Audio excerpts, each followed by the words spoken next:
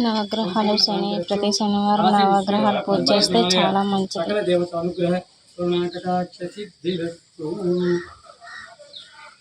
మా బాబుకి హారగ్ని వెంటనే బాగా అక్కడ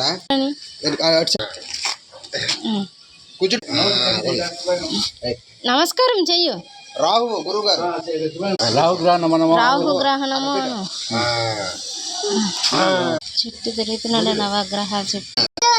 అటే అటే పట్టుకో గురుడును స్లోగా అయ్యు.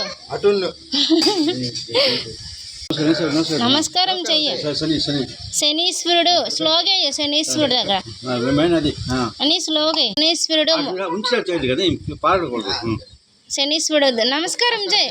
నమస్కారం చేయి.